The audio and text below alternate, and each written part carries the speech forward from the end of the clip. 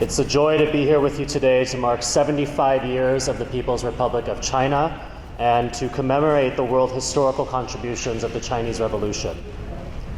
And while today is a very happy occasion, we are also meeting in perilous times.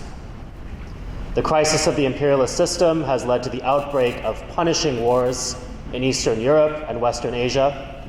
And as we speak, war clouds are gathering in East Asia under the auspices of the new Cold War. And it is our belief that the Korean Peninsula has now emerged as the most volatile flashpoint in the region. Korea today is at the highest risk of war that it has been in for decades. While it is true that since 1953, the Korean War has been in a suspended state, and while it is true that for all this time, the United States has retained tens of thousands of troops, dozens of military bases on our peninsula, there has been a significant change over the last couple of years. What I'm speaking of is changes in the political conditions within the peninsula itself, which have now deteriorated to the point that we can say we are in a new era of Korean history and therefore the history of the region as well. What is the cause of this change?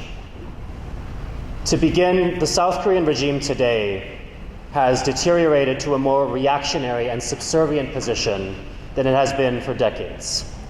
Under the current president Yoon Suk-yeol, the Republic of Korea has declared its right to launch preemptive strikes against the DPRK.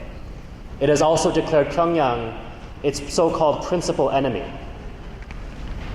Last year, the Republic of Korea betrayed the masses of Korean people on both sides of the peninsula and around the world by entering into a military alliance with Japan, our first colonizer.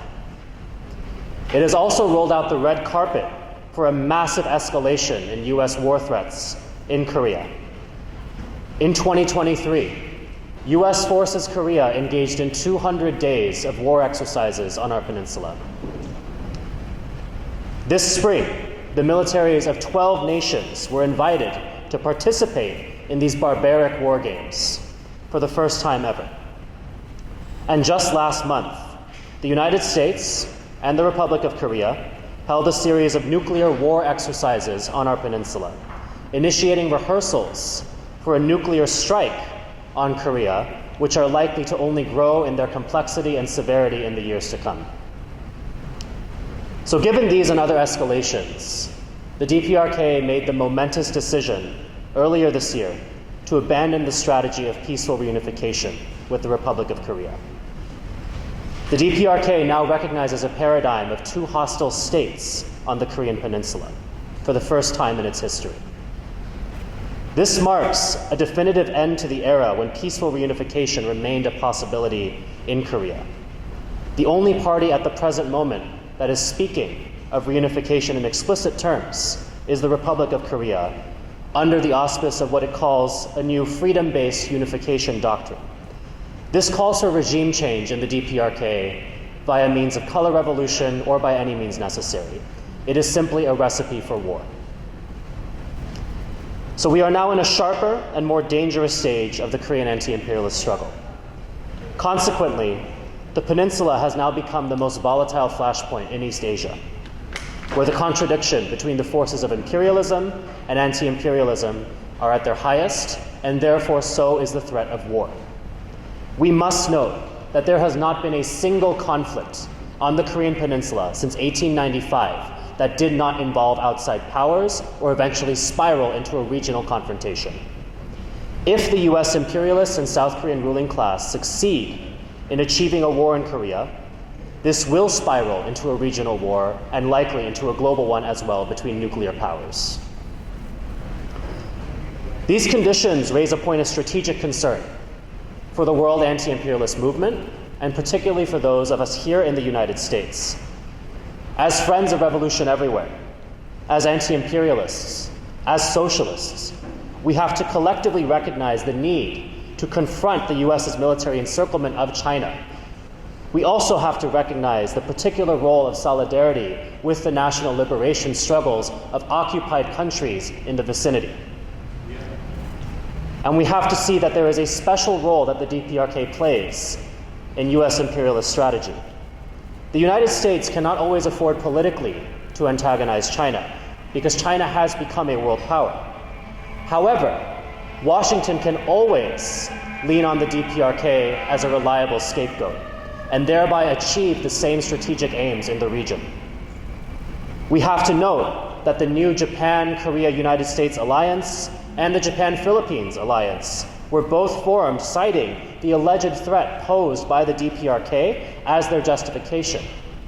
As a result, what we're now seeing is that Asian NATO is rising, using the DPRK as a very reliable scapegoat, and we know that that structure will be weaponized against all the countries of our region. So it's in recognition of these facts that Nodutdol has launched the US Out of Korea campaign earlier this year.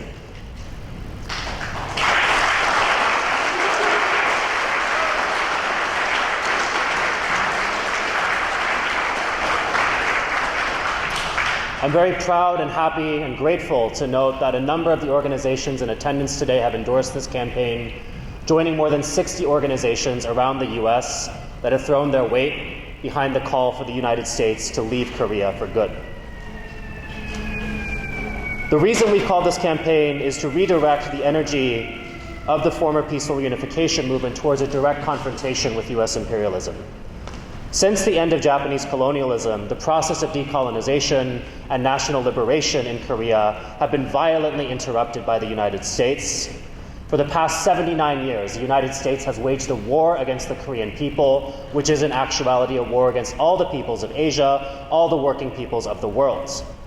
And it's in that spirit that we recognize that this campaign is not only for Korean people, but for all progressive peoples of the United States and the world to oppose imperialism and struggle for a common future. Consequently, we've put forward the following demands, and I urge everyone here and all of you listening on Zoom to visit usoutofkorea.org to learn more.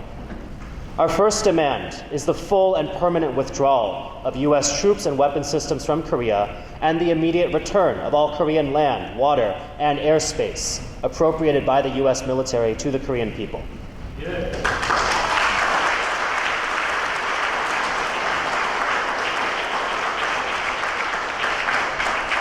Secondly, we demand an end to all US-South Korean alliances, including the Japan-Korea-US Trilateral Security Cooperation.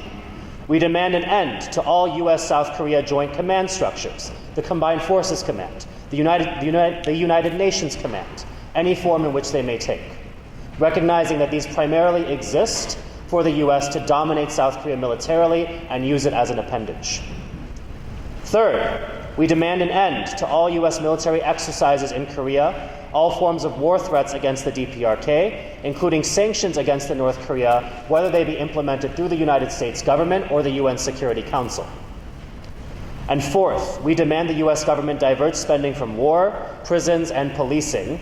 We demand housing, education, healthcare, and climate justice for working people.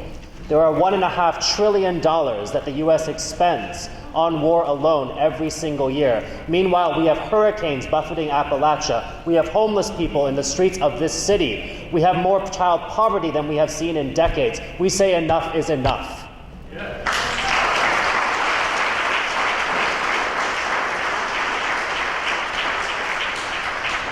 Thus far, since the launch of our campaign, we have staged rallies this August, attended by hundreds of people in 3 cities, against the annual Ulji Freedom Shield U.S. War Games in Korea, which are some of the largest military exercises on Earth.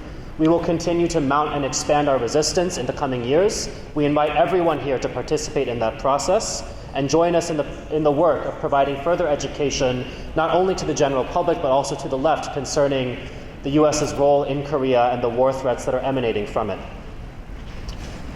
We know that we're at a pivotal time in U.S. politics. Many people are wondering how the outcome of this election will shape the future of this country and the world. We can't see the future, but one thing that we know for certain is that in the years to come, as the U.S. enters its final crisis, it will only sink its teeth further into Korea as a means of achieving war in the region. So we stand ready to interrupt that process, to organize people, to mount resistance and fight for a liberated future where we no longer have to contend with the threat of imperialism domestically or abroad.